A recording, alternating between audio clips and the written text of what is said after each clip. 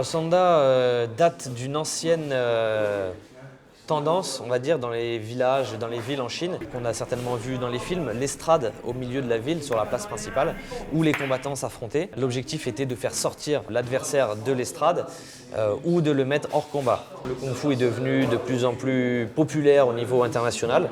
On a gardé cette idée d'estrade pour créer un tapis surélevé sur lequel les combattants allaient s'affronter et auraient la possibilité d'utiliser toutes les techniques qu'ils auront, en conservant quand même un certain cadre réglementaire pour la sécurité des compétiteurs.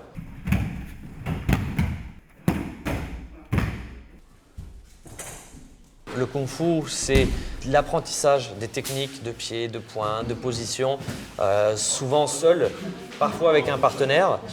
Le sanda, c'est l'application de ces techniques dans le cadre d'un combat réel et dans le cadre d'une compétition de plus en plus.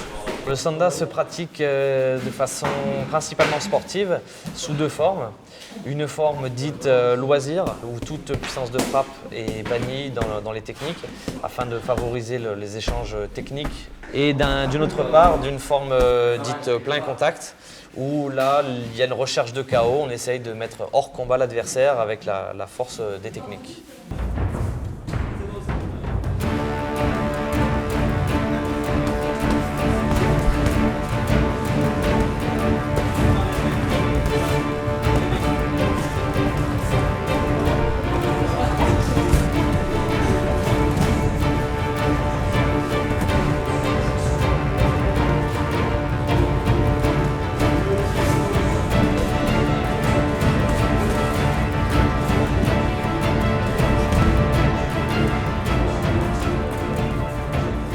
J'ai commencé d'abord par le kung-fu, quand le club a été créé, et en fait on faisait que du kung-fu.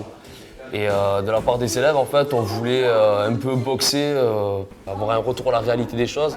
Mon professeur Sébastien m'a conseillé de faire du sanda, venir essayer, et de suite c'est devenu une passion. J'ai connu le sanda un petit peu par hasard, parce qu'à la base j'étais plutôt intéressée par le kung-fu. Et quand je suis venue m'inscrire, j'avais entendu parler d'une section combat. Et puis il s'avère qu'en fait c'était du sanda, de la boxe.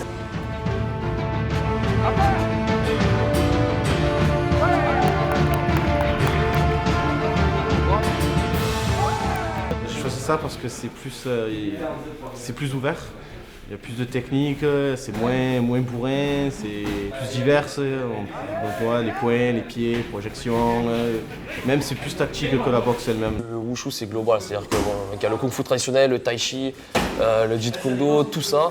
Et donc ici en fait il y a le sanda qui est groupé avec. Le sanda, ça rapporte ce que je pourrais trouver dans d'autres clubs ailleurs. Donc je reste dans cette discipline-là, qui a le bonus de travailler les projections par rapport aux autres.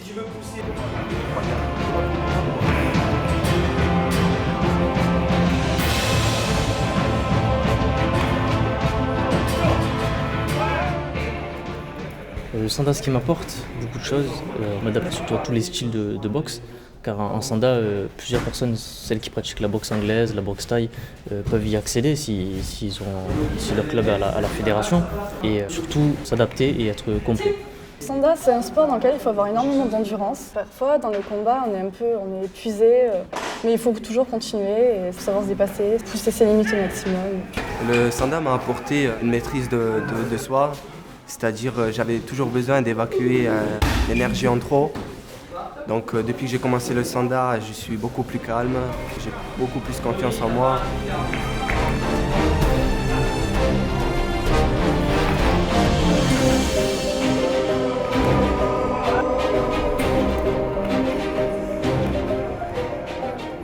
Mon but, sans chercher les résultats, c'est améliorer ma boxe, travailler sur mes points faibles, améliorer mon jeu de jambes, ma boxe anglaise, mes projections, pour répondre à tout type de situation en fait. Mon but en continuant le sanda, j'espère peut-être plus tard être au moins une fois dans ma vie champion de France. Plus tard, donner des cours aux plus jeunes, partager l'expérience que j'aurais gagnée.